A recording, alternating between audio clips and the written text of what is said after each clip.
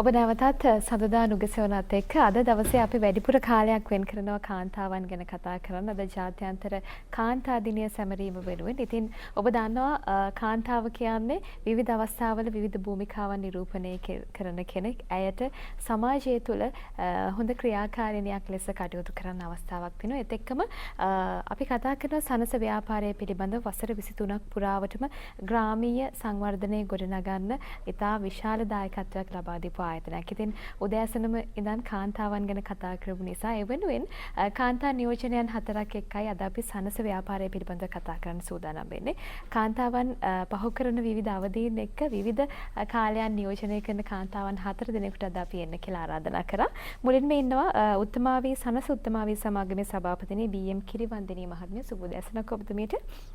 ඒත් එක්කම සනස සමාගම් ලේකම් සහ උත්තමාවී සමාගමේ අධ්‍යක්ෂිකා නීතිඥ දුලීකා විදානපතිරණ මහත්මිය ඔබතුමියටත් ආයුබෝවන්.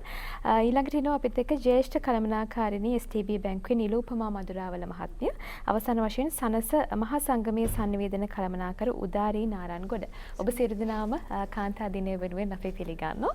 මම කැමතියි මුලින්ම අපේ සභාපතිතුමියගෙන් දැනගන්න දැන් උත්තමාවී කියන මේ දේ තුලින් මොකද්ද සිද්ධ වෙන්නේ? මොකද අපි දන්නවා සනස ව්‍යාපාරය කියලා කියන්නේ ඉතා ප්‍රසිද්ධ මූල්‍ය ව්‍යාපාරයක්. මේ තුලින් සනස උත්තමාවී කියන්නේ මොකක්ද?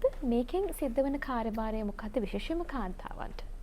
සනස ව්‍යාපාරයේ 1978 පටන් ගනිද්දී කාන්තා සමාජිකත්වය තිබුණෙම නැහැ. ඊට පස්සේ 1978න් පස්සේ කාන්තාවන්ට සමාජිකත්වයට කාන්තාව ඇතුළත් කරන්න පටන් ගත්තා. ඊට පස්සේ ගම් මට්ටමින් දිස්ත්‍රික් මට්ටමින් ජාතික මට්ටමින් විවිධ වැඩසටහන් අපිට ක්‍රියාත්මක කරන්න පුළුවන් වුණා කාන්තාවගේ සංවර්ධනය සඳහා.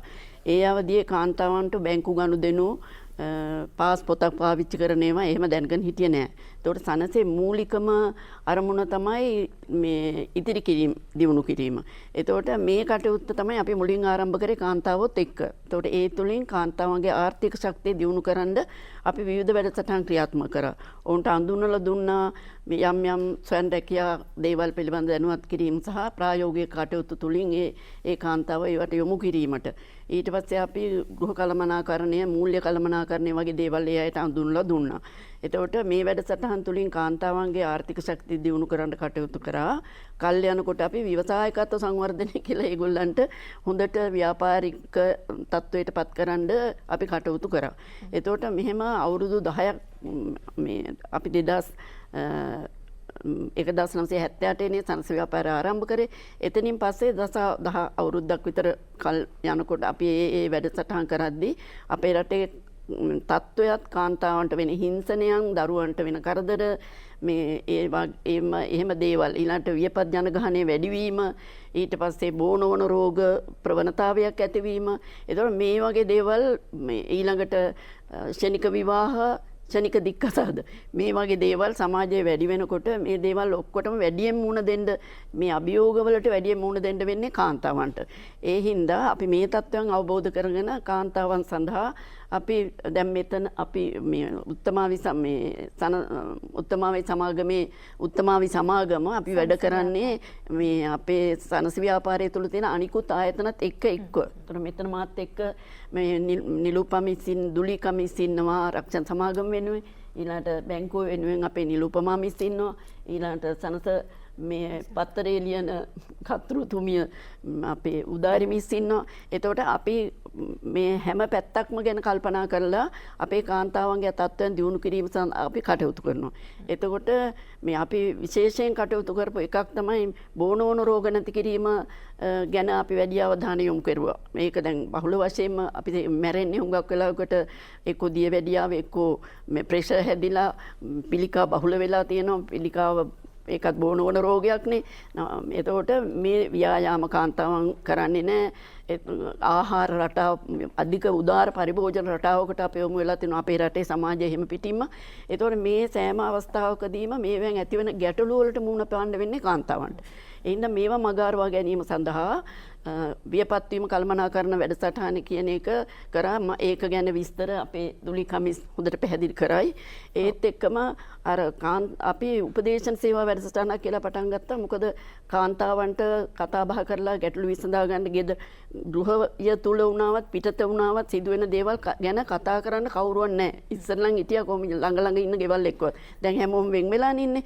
එතකොට ඒකින්දා මේ ඊළඟට දරුවන් ඉස්කෝලේ යනකොට ගෙදර අම්මා තාත්තා නැහැ. ඒගොල්ලෝ රැකියාවල් වලට ගිහින් කවුරුත් නැහැ. අත්තම්මෙක් හරි කවුරු හරි විතරක් ඉන්නවා. නැත්තම් වැඩට ඉන්න එක්කෙනෙක් ඉන්නවා.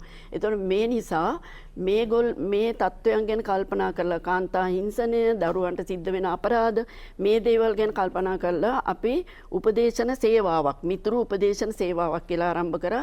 ඒක අපි දිගින් දිගටම ක්‍රියාත්මක කරගෙන යනවා. දැන් ලබන අවුරුද්දට අපි ඒක ක්‍රියාත්මක කරනවා. මොකද ඒක අත්‍යවශ්‍ය දෙයක් බවට පත් වෙලා තියෙනවා. ඔය කාරණාවටම තවත් පුංචි දෙයක් මම එකතු කරන්න කැමතියි. දැන් මෙවර කාන්තා දිනයේ තේමාව බවට පත් වෙන්නේ COVID-19 වසංගතය හැමේ කාන්තා නායකත්වය. ඉතින් කාන්තාව කියන්නේ හැම අභියෝගයකටම බොහොම හොඳින් මුහුණ දෙන කෙනෙක්. ඉතින් මේ ගැටලුත් එක්ක COVID-19 වසංගතයත් එක්ක ඇයට තවත් අභියෝගයක් එනවා. මේකෙදි ගොඩාක්ම කාන්තාවන්ට තමයි මූල්‍යමය පැත්තෙන් සහ පවුලක් කළමනාකරණය කිරීමේදී ගැටලු වෙන්නේ. දැන් උත්තමාවේ කියන මේ සංකල්පය තුලින් මොනවද මේ කාලය තුල කාන්තාවන් වෙනුවෙන් කරේ සුවිශේෂී දේවල්? අපි මේ දැන් හැම අවුරුද්දකම අපි ජාත්‍යන්තර කාන්තා දිනය සමරීම කරනවා. එතකොට ගිය අවුරුද්දේ අපේ කාන්තා දිනය අපි කාන්තාවෝ 800ක් සිංහල, දෙමළ, මුස්ලිම් කට්ටිය එකතු කරන වවුනියාවේදී තමයි අපි තිබුණේ. එදා අපේ තේමාව වුණේ මේ ශ්‍රී ලංකා මාතාවගේ දිරිමත් දියණියන් තුලින් මැවෙන ලොව බලවත් කියලා. එතකොට මේකෙදී හොඳ මේ දේශන කීපයකින් දැනුවත් වුණා, ප්‍රායෝගික ක්‍රියාකාරකම් අඳුන්ලා දුන්නා වරින් වරට අපි. එතකොට මේවා නිසා ඒ කාන්තා දිනයේ අවසාන වෙලා මාර්තු මාසේ 8 වෙනිදා අපි ගෙවල් වලට අපේ කාන්තාව පැමිණියේ හුඟක් දේවල් හිතේ තියාගෙන. අපි මේ පවුල් ඒකකේ වගේම අප රට දියුණු කිරීමට එවැනි අවස්ථාවක සහභාගීත්වයක් නේද? මොකද්ද? අපි දැන් මේ දකින්නේ තිරෙන් එවැනි සහභාගීත්වයක්. ඒක තමයි. එතකොට එහෙම අපි බොහොම ධෛර්යයෙන් වැඩ කරන්න කියලා එනකොට කොවිඩ් වසංගතේ රට පුරාම පැතිරෙන්න පටන් ගත්තා. මහත්තුරුන් රස්සාවලට යන්න නැතුව ගෙදර හිටියා. ළමයි ඉස්කෝලේ යන්න නැතුව ගෙවල් වලට වෙලා හිටියා. එතකොට මේ කඩසාප්පු වහලා තිබුණා.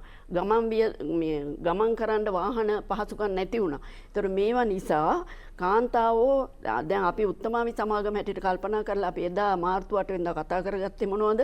දැන් කරන්නේ මොනවද කියලා.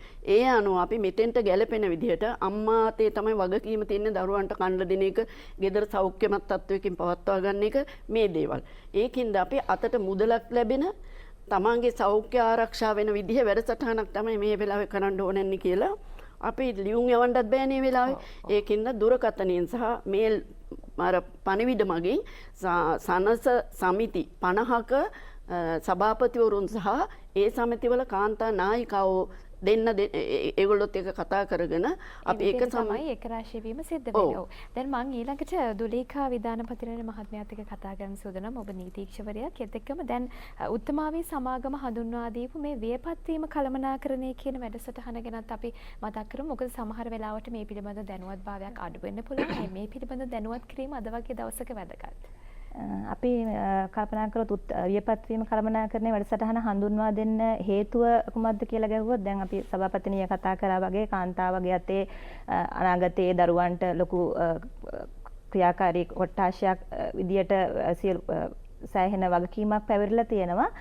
රටෙහි ජනගහනය ක්‍රමක්‍රමයෙන් වර්ධනය වෙනවත් එක්කම අපේ රටේ වයස්ගත ජනගහනයේ වැඩිවීමක් ඉදිරියට දක්නට ලැබෙනවා. ඒ වයස්ගත ජනගහනයනොත් සාමාන්‍යයෙන් සමාජ විද්‍යාඥයන් දැන් සාකච්ඡා මට්ටමේ පවතින විදියට කාන්තාවන්ගේ ආයු අපේක්ෂාව පිරිමින්ගේ ආයු අපේක්ෂාවට වැඩිය වැඩි. එතකොට අපි කල්පනා කරා එතකොට අපේ ශ්‍රම බලකායේ ඉන්න කාන්තාව වයසට ගියහම ඔවුන්ගේ වියපත් දිවිය කළමනාකරණය කරගන්නේ කොහොමද? ඔවුන් ඒකට සැලසුම් කරන්නේ කොහොමද කියන අවශ්‍යතාවය, ඒකට සැලසුම් කිරීමේ අවශ්‍යතාවය අපි ජාතික ව්‍යාපාරයක් විදියට සනස සමූහයත් සනස උත්තමාවේ සමගවත් හඳුනාගත්තා. ඒ අනුව තමයි අපි වියපත් වීම කළමනාකරණය වැඩසටහන ආරම්භ කරේ. එතෙන්දී අපි වියපත් වීම කාලය වගේද ආරම්භ කරේ? අපි 2012 අවසානයේ වගේ තමයි අපේ මුල්ම වැඩසටහන අපි පටන් ගත්තේ. එතකොට අපි ඒකෙදි තේමාව වුණේ හිත නිදහස් වැඩ එකලස් වැඩිහිටියෙක් කියන තේමාව තමයි අපේ තේමා පාඨය වුණේ වැඩසටහනේදී. එතෙන්දී අපි අපේ වැඩසටහන සඳහා සහභාගී වෙන්න තෝරාගත්තේ වයස අවුරුදු 35ත් 55ත් අතර ඉන්න කාන්තාවන්. ඒකට හේතුව වුණේ අපේ ශ්‍රම බලකායේ ඉන්න යෙදෙන කාන්තාවන්, ඒ කියන්නේ උන්ගේ තරුණ අවදියේදී සේවය කළා උපයන දේවල් කළමනාකරණය කරගෙන උන්ගේ වයස්ගත දිවිය සැලසුම් කිරීම කියන සමාජ ආරක්ෂණය කියන එක දැන් බහුලව කතා වෙන මාතෘකාවක්. ඒකට අවධානය වැඩි වෙන්න ඕන කාලයක්. මොකද වයස්ගත ජනගහනයත් එක්ක වැඩිහිටි නිවාසවල ඉන්න අම්මලා තාත්තලා ඉන්න ප්‍රමාණයන් වැඩි වෙනවා. අපිට ඕනේ අපේ ඉන්න දැන් කාන්තාවන් අනාගතයේ එවැනි තත්වයකට යොමු නොකර ඔවුන් හරිහම්බ කරගන්න දේවල් වලින් ඔවුන්ගේ දිවිය සැලසුම් කරන්න අවශ්‍ය මඟ පෙන්වීම ලබා දෙන්න තමයි අපිට අවශ්‍ය වුණේ. එතෙන්දී අපි විශේෂයෙන්ම අපේ වැඩසටහනේදී ප්‍රධාන කරුණු 3ක් ආවරණය කරා. වෛද්‍ය ශාස්ත්‍රය, නීති ශාස්ත්‍රය සහ සමාජ ශාස්ත්‍රය. එතෙන්දී වෛද්‍ය ශාස්ත්‍රයෙන් ප්‍රවීණ වෛද්‍යවරුන් ලවා විශේෂයෙන්ම බෝනවන රෝග හරහා එන අවදානම් ඉදිරියේදී අපි පාලනය කරගන්නේ කොහොමද? ඒ කියන්නේ අපි ඒ අවස්ථාවට ගිහින් ඒක පාලනය කළා වැඩක් නැති නිසා අපි ඒකට කල්තියා සැලසුමක් සකසා ගන්න ඕනේ. ඒ සඳහා ඒකට අවශ්‍ය උපදෙස් අපි ලබා දුන්නා. ඒ වගේම සමාජ විද්‍යාඥයන් හරහා උන්ගේ දිව්‍ය කියන්නේ උන් හරිකම්බ කරගන්න දේවල් ඉතුරුම් කරගන්නේ කොහොමද? ඒවා ආයෝජන කරගන්නේ කොහොමද? Tamanට අවශ්‍ය හදිසි අවස්ථාවකදී අවශ්‍ය රක්ෂණ සැලසුම් වලට මඟ පාදා ගන්නේ කොහොමද? ඒ කියන දේවල් එක්ක සමාජයේ ඇතිවෙන අනිත් සමාජ වටපිටාවත් එක්ක ඔවුන් ගෙවන්න ඕන දිවිය කොහොමද කියන එක අපි උපදෙස් ලබා දුන්නා. ඒ වගේම නීතිමය පැත්තෙන් බැලුවොත්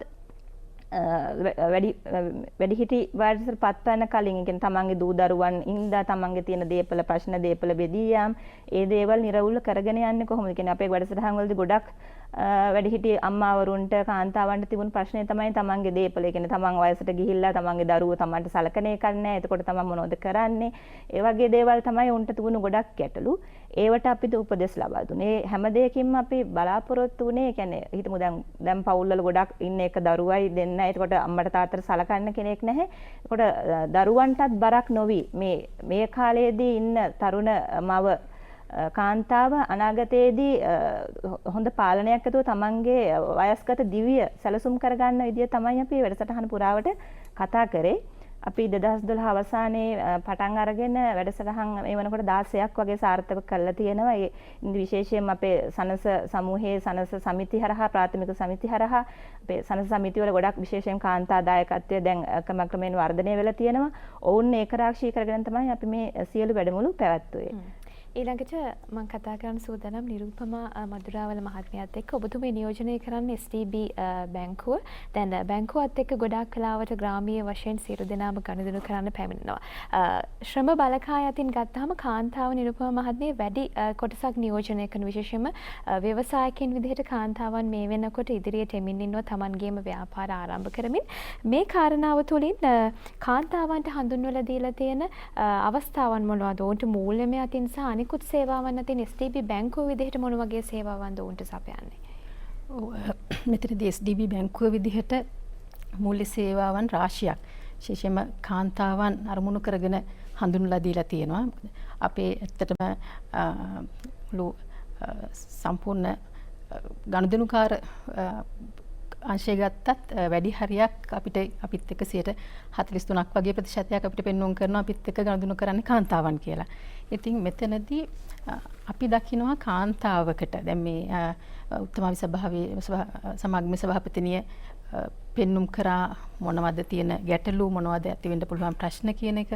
ඊළඟට කාන්තාවකට එක්කම මොනවද ඒකට ගන්න පුළුවන් ක්‍රමවේද, ආරක්ෂිත ක්‍රමවේද කියන එකත් කතා කරා. ඉතින් මම කියන්නම් දැන් අපි බැංකුවක් විදිහට මූල්‍ය ආයතනයක් විදිහට කාන්තාවන්ට මොනවද අපි ලබා දෙන්න සැලසුම් කරලා තියෙන්නේ, ඒත් එක්ක මේ වෙනකොට ලබා දෙන්නේ කියන එක. ඉතින් මම හිතන්නේ කාන්තාවක් වුණාම අපි මේ විශේෂයෙන් අද කාන්තා දිනයකුත් සමරන්නේ සමාජයේ පවුල තුළ කාන්තාව විශේෂ වැදගත් භූමිකාවක් නිරූපණය කරනවා. ඒකට හේතුව තමයි පවුලක් ගත්තාම ගොඩක් වෙලාවට පවුලේ සැලසුම් කරන්නේ. පවුල කොහොමද ගෙනියන්නේ, මොන විදිහටද මේකට මොනවටද වියදම් කරන්නේ, මොන වගේ දේවල්ද අපි ඉස්සරහට කරන්නේ කියන එක ගොඩක් වෙලාවට කාන්තාව මැදිහත් වීමකින් තමයි යන්නේ. ඉතින් ඒකත් එක්කලා කාන්තාවට විශේෂ වගකීමක් තියෙනවා අපි ඉදිරියට පවුල තුල සමාජය තුල මොනවද කරන්න කියන එක තීරණය කරන්න. ඉතින් එතනදී වැදගත්ම දෙයක් තමයි කාන්තාවක් විසින් අනාගතය සඳහා සූදානම් වෙන්න නම් දැන් ඉස්සෙල්ලා කතා කරා වගේ මේ වෙලාවේ ශ්‍රම බලකායේ ඉන්න පුළුවන්. හැබැයි ඉදිරියේදී අපිට නැති වෙන වෙලාවකදී එහෙම නැත්නම් හදිස්සි අවස්ථා එන්න පුළුවන්. ඒත් එක්කම ඉදිරියට කරන ආයෝජන කටයුතු තියෙන්න පුළුවන්. ඉතින් ඒ වලට අපි ඉතුරු සඳහා සූදානම් වෙන්න ඕන. මොකද අපි උදාහරණයක් විදිහට රුපියල් 50000ක් හම්බ කරලා 50000ක් තියදම් කරලා තව ක්‍රෙඩිට් කාඩ් වලට තවත් ණය වුණොත් හරියන්නේ නැහැ අපිට. නිරුපමාද මේට අවස්ථාව. ඔව්. ඉතින් මෙතනදී ඉතුරුම් ගැන අපි කතා කරනකොට SDB බැංකුවේ ඉතුරුම් ක්‍රම රාශියක් හඳුන්වා දීලා තියෙනවා. ඒ කියන්නේ සාමාන්‍ය ඉතුරුම් කරගෙන යන්න පුළුවන්. ඒත් එක්කම ඔබට මාසිකව යම්කිසි ආදායමක් ලැබෙන යම්කිසි නියමිත මුදලක් අයින් කරන්න පුළුවන් කෙනෙක් නම් අනාගතයේදී වසර 5කින් මම මේ වගේ මුදලක් ඉතුරු කරනවා කියලා අරමුණු කරගත්ත කෙනෙක් වෙන්න පුළුවන්. එතකොට ඒකට අවස්ථාව විශේෂයෙන්ම කාන්තාවන්ට උත්තමාවී ආයෝජන කියලා ගිණුමක් හඳුන්වලා දීලා තියෙනවා. ඉතින් මේ විදිහට ඉතුරුම් පැත්තෙන් කාන්තාවකට හිතන්න පුළුවනි මට දැනට මුදල් ලැබෙනවා මම අනාගතයට මුහුණ දෙන්නේ කොහොමද කියන එකත් එක්ක පොඩි සැලසුමක් සකස් කරගෙන SDB බැංකුවත් එක්ක එකතු වෙලා ඉතුරුම් කරන්න. ඒත් එක්කම තමයි දැන් අපි කතා වුණා ඉස්සරලා වගේ ඔබතුමිය ඇහුවා වගේ කාන්තාව දැන් රැකියාවක් කරන දැන් කාන්තාව වර්ග දෙකක් ඉන්නවනේ විශේෂයෙන් ගත්තාම ශ්‍රම බල රැකියාවකට සම්බන්ධ වෙලා ඍජුවම ශ්‍රම බලකායට දායක වෙනවා. තවත් කොට්ටාශයක් ඉන්නවා ඒ කට්ටිය ගොඩක් වෙලාවට කරන්නේ අපේ අනාගත දරු පරපුර ලොකු මහත් කරලා සමාජයට වැඩදායි විදිහට නිර්මාණය කිරීම සඳහා ඇත්තටම රැකියාවකට යන්නේ නැතුව ගෙදර ඉඳලා ඒ තමුන්ගේ කාර්ය කැප කරන අතර හැබැයි පවුලට ආර්ථික ශක්තිමයක් වෙන්න මොම සුළු ව්‍යාපාර වගේ තමුන්ට හැකි කාලේ යොදවලා විවිධාකාර නිෂ්පාදන අපිට දකින්න පුළුවන්. ඒත් එක්ක මම හිතන්නේ මේ කොවිඩ් කාලෙත් එක්කලා ගොඩක් වෙලාවට Facebook සමාජ ජාල හරහා අපි දැක්කා ගොඩාක් දෙනෙක් ව්‍යාපාර කරලා ඒවා විකුණන්න උත්සාහ දරනවා. ඒවා එළියට ආව ගොඩක් තැන් වලින් වෙනදට වැඩි. ඉතින් මෙතනදී SDB බැංකුව විදිහට අපි මේ ඉතුරුම වගේම ණය යෝජනා ක්‍රම කිහිපයක්ම සකස් කරලා තියෙනවා මේ විවිධාකාරයේ අංශවල සේවය කරන සහ කටයුතු කරන කාන්තාවන් සඳහා. එතකොට එකක් තමයි මේ කාන්තාව ව්‍යාපාරවලට යොමු වෙලා සමහරක් කට්ටිය ඊට සුළු මට්ටමේ ව්‍යාපාර කරන්න පුළුවන්. සමහරක් කට්ටිය මධ්‍ය පරිමාණ ව්‍යාපාර ඊටත් ඉහළ තත්ත්වයේ ව්‍යාපාර කරන කට්ටිය ඉන්නවා. එතකොට මේ හැමෝටම පල්ලෙහා මට්ටමේ සුළු ව්‍යාපාර කරන කාන්තාවකට උනත් SDB බැංකුවෙන් හඳුන්වලා තියෙනවා දිවිසවි කියලා ණය යෝජනා ක්‍රමයක්. ඒත් එක්කම උත්තමාවී කියන ණය යෝජනා ක්‍රමයට රුපියල් මිලියනයක් දක්වා දේපල සුරක්කුම් නොමැතිව කාන්තාව ව්‍යාපාර කරන කාන්තාවකට ණය පහසුකම් ලබා ගන්න පුළුවන්. එතන එහාට උනත් විශාල මුදලක් උනත් ඒ කරන ව්‍යාපාරය ඇගීමකට ලක් කරලා අපි ලබා දෙන්න SDB බැංකුව විදිහට අපි සූදානම්. ඒත් එක්කම ඔබතුමිය අහුවාගේ දැන් ණය ගැන අපි කියද්දි මූල්‍ය සමාගමක් විදිහට මේ ව්‍යාපාරණ කරන කට්ටිය විතරක් නෙමෙයි අපිත් එක්කලා රැකියාවක නියුතු වෙන. ඒ කියන්නේ රාජ්‍ය රැකියාවක වෙන්න පුළුවන්. එහෙම නැත්නම් පෞද්ගලික අංශයේ වැඩ කරන කෙනෙක් වෙන්න පුළුවන්. මේ කෙනෙකුට උනත් තමුන්ට අවශ්‍ය ගියක් දොරක් හදාගන්න වෙනත් අවශ්‍යතාවයක් සපුර ගන්න ඕනම පෞද්ගලික අවශ්‍යතාවයක් ඒත් එක්කම රැකියාව කරන ගමන් තව යම්කිසි ආදායම උත්පාදන කාර්යයක නියැලෙනවා වෙන්න පුළුවන්. ඒ හැම දෙයකටම සරිලන ණය යෝජනා ක්‍රම SDB බැංකුව මගින් හඳුන්වලා දීලා තියෙනවා සහ සාර්ථකව ක්‍රියාත්මක වෙනවා.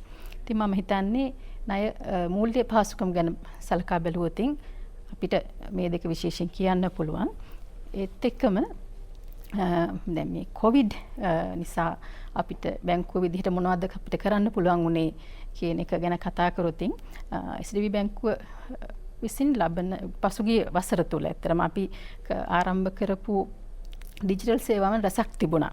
මේ පසුගිය වසර තුල මේ කොවිඩ් කාලේ අපිට පුළුවන් වුණා ගොඩක් වඩා ආරක්ෂිත සේවාවක් මේ ඩිජිටල් බැංකු කරන සේවාවන් හරහා ලබා දෙන්න. විශේෂයෙන්ම කාන්තාවන්ට දැන් අපි දැක්කා මුදල් සංසරණය නිසා අතින් අතට යාම නිසා යම්කිසි මේ රෝග තත්ත්වයේ වැඩිවීමක් තියෙනවා කියන දර්ශක තිබුණා. ඉතින් ඒවට උත්තරයක් විදිහට ඩිජිටල් පේමන්ට්ස් පද SDB බැංකුවේ ගිණුමක් තිබුණා නම් SDB මොබයිල් ඇප් එක හරහා ඕනම වෙනත් බැංකුවකට මුදල් හුවමාරු කර ගැනීමේ හැකියාව ඒත් එක්කම SDB බැංකුවෙන් හඳුන්වා දීලා තිබුණ UPay කියන පේමන්ට් ඇප් එක හරහා ඕනෑම දුරකථන බිලක්, ජල බිලක් ඒත් එක්කම වෙනත් දේවල් ගොඩක් තියෙනවා කියන පහසුකම් තියෙන. එතකොට ඒ වගේ පහසුකම් ලබා දීලා තිබ්බා. එතකොට ඒකත් එක්කලා අපිට මේ කාන්තාවන්ට ඇත්තටම බැංකු ශාඛාවකට ඇවිල්ලා මේ අවදානම අරගෙන බැංකු ශාඛාවකට ඇවිල්ලා මුදල් අතපත ගාලා ඒ අවදානම ගන්නවට වඩා බොහොම පහසුවෙන් මුදලුත් ඉතුරු කරගෙන කාලයත් ඉතුරු කරගෙන මෙයා කරන්න අපිට මේ ඩිජිටල් බැංකු සේවාව හරහා ලබා දීමෙන් මම හිතන්නේ අපි ලොකු සේවාවක් කරන්න පුළුවන් වුණා. අවසාන වශයෙන් උදාරි නාරායන්ගොඩ මහත්මිය අපිත් එක්කන ඔබතුමිය සනස පුවත්පතේ කර්තෘ විදිහටත් කටයුතු කරනවා. දැන් අපි මේ මතක් කරපු උත්තමාවී ව්‍යාපාරය එහෙම නැත්නම් ව්‍යාපත් වීම කළමනාකරණයේ වැඩසටහන. මේ සියල්ල පිළිබඳව අපි කතා කරා වගේම ගොඩක් වෙලාවට මේ කරුණු පිළිබඳ ජනතාවගේ දැනුවත්භාවය අඩුයි. දන්නේ නැහැ මෙවැනි ව්‍යාපෘතියක් තියෙනවද අපි වෙනුවෙන් අපි කොහොමද මේ සේවාව ලබා ගන්න කියලා. මේ පිළිබඳව කොහොමද ඔවුන් දැනුවත් කිරීමේ ක්‍රියාවලිය සහ උපක්‍රමයන් යොදලා තියෙන sannivedanaya පැත්තෙන් ඔවුන් දැනුවත් කරන්න. ඔව් මුලින්ම මම කියන්න කැමතියි සනස ව්‍යාපාරයේ මව් ආයතනය වන සනස මහා සංගමය තමයි මම නියෝජනය කරන්නේ. එතකොට සනස උත්තමාවී සමාගම බිහි කරලා අද සනස මහා සංගමය වසර 12ක් සපිරෙනවා අද දිනයට. ඉතින් ඒ සුභාශිංසනත් සමගම මම කැමතියි කියන්න සමස්තයක් වශයෙන් ගත්තාම සනස ව්‍යාපාරය තුළ කාන්තාවන්ට විශේෂ තැනක් හිමි වෙනවා. මොකද ගරු සභාපතිතුමිය කලින් පැවසුවා වගේ කළමනාකාරීත්වය පැත්තෙන් ගත්තත් සමාජිකත්වය පැත්තෙන් ගත්තත් කාන්තා නියෝජනය වැඩි ප්‍රමාණයක් සනස ව්‍යාපාරය තුළ තියෙනවා. ඉතින් විවිධ ක්ෂේත්‍රයන්හි කාන්තාවෝ රැකියාවල නිරත වෙනවා සහ ඔවුන් ඒ පිළිබඳව දැනුවත් වීම සහ රැකියාවල නිරත වීම දිනෙන් දින වර්ධනය වෙනවා. ඉතින් එතනදී තමයි අපිට අවශ්‍ය වෙන sannivedana ක්‍රියාවලිය පිළිබඳව දැනුවත් වීම. ඇත්තෙන්ම කොච්චර වැඩසටහන් තිබුණත් සංවිධාන තිබුණත් ඒ වගේම වැඩමුළු පැවැත්වුවත් ඒ පිළිබඳව ග්‍රාමීය කාන්තාව විශේෂයෙන්ම දැනුවත් නැහැ. ඉතින් ඒ අය දැනුවත් කිරීමට අපි විශේෂයෙන්ම සනස මහ සංගමයේ උත්තමාවී සමාගම සහ සනස සමූහයේ ආයතන සමග එක් වෙලා කටයුතු කරනවා. එතනදී විශේෂයෙන්ම සනස පුවත්පත මාසික ප්‍රකාශනයක් ලෙස අපි නිකුත් කරනවා. ඒකෙදි සනස පුවත්පත තුලින් කාන්තාවන් වෙනුවෙන් විශේෂ ඉඩක් වෙන් කරලා තියෙනවා. ඒකෙදී කාන්තාවන්ට අවශ්‍ය දැනුවත් කිරීම, ඒ වගේම කාන්තාවන් ස්වයං රැකියාවල නිරත වන කාන්තාවන් ඉන්නවා. ඒ අය දන්නේ නැහැ කොහෙටද ස්වයං රැකියාව පටන් ගන්නවා නම් කොහෙටද මේ කොතනින්ද ලියාපදිංචි වෙන්න ඕනේ, කොතනින්ද තොරතුරු දැනගන්න ඕනේ කියන එක පිළිබඳව. ඒ වගේම ග්‍රාමීය වශයෙන් තියෙන සනස ශාඛාවන් වලින් උන්ට මේ පිළිබඳව දැනුවත් වීමක් හෝ ලියාපදිංචියක් කරගන්න අවස්ථාවක් මේ වෙනකොට තියෙනවද? මේ වෙනකොට අපි එහෙම ක්‍රමයක් හදාගෙන යනවා. මොකද සමිති සංගම් මට්ටමේ තමයි මේ ක්‍රමය ක්‍රියාත්මක වන්නේ. ඒ කියන්නේ සනස සමිති තියෙනවා, සංගම් දිවයින පුරා පැවැත්වෙනවා. එතකොට එතනදී මිලියනයකට ආසන්න මිලියනයකට වැඩි කාන්තා නියෝජනයක් අපේ සනස ව්‍යාපාරය තුල තියෙනවා. ඉතින් ඒකයි මම කිව්වේ අර කළමනාකාරීත්වයේ පැත්තෙන් ගත්තත් සමාජිකත්වයේ පැත්තෙන් ගත්තත් වැඩි පිරිසක් කාන්තාව නියෝජනය කරනවායි කියලා. ඉතින් එතනදී සනස පුවත්පත මගින් අපි විශේෂයෙන් දැනුවත් කිරීම මාසික ප්‍රකාශනයක් වශයෙන් සිදු කරගෙන යනවා. ඒ වගේම විවිධ හිංසනයන්ට කාන්තා හිංසන තියෙනවා, ළමා හිංසන, ඒ සියලු දේ එක්ව අරගත්තාම ඒ වගේ දෙයකට ලක් වුණාම අපයෝජනයකට ලක් වුණාම කාන්තාව කාගෙන්ද උපදෙස් ගන්න, කාටද මේක මුලින්ම කියන්නේ, ඔය වගේ දේවල් පිළිබඳව කාන්තාවන් දැනුවත් නැහැ. ඉතින් දැනුවත්භාවය මදි කියලා කියන්නේ. ඉතින් ඒකට sannivedana උපක්‍රම අනිවාර්යයෙන්ම අවශ්‍ය වෙනවා. මොකද සමහර අවස්ථාවලදී අපි දැකලා තියෙනවා sannivedana උපක්‍රම භාවිතයේදී ජංගම දුරකථන වගේ දේවල්, ඒ වගේම ඊට අමතරව සමාජ මාධ්‍ය භාවිතා කිරීමේදී කාන්තාවන් නොදැනුවත්භාවය නිසා විශාල ජීවිත වලින් පවා වන්දි ගෙවන අවස්ථා තියෙනවා. ඉතින් උත්තමාවි සමාගම මම හිතන්නේ මේ අවුරුද්දේදී විශේෂ වැඩපිළිවෙලක් කරගෙන යනවා. සනස පුවත්පතට සම්බන්ධයෙන් අපිට දැනුම් දීලා තියෙනවා. විශේෂ වැඩපිළිවෙලක් කාන්තාවන් ඒ කියන්නේ සමාජ මාධ්‍ය ජාල සම්බන්ධයෙන් සහ sannivedana කටයුතු සම්බන්ධයෙන් දැනුවත් කරන වැඩසටහන් කරගෙන යනවා. ඒ වගේම දේශීය වශයෙන් උත් ජාත්‍යන්තර වශයෙන් උත් අවශ්‍ය වැඩමුළු සඳහා සනස මහ සංගමයෙන් අවස්ථා සලසා දෙනවා කාන්තාවන්ට. ජාත්‍යන්තර වැඩමුළු වලට සහභාගී වන්නට අවශ්‍ය කාන්තාවන්ට ඒ සඳහා විවිධ අවස්ථාවන් අපි ලබා දීලා කටයුතු කරනවා.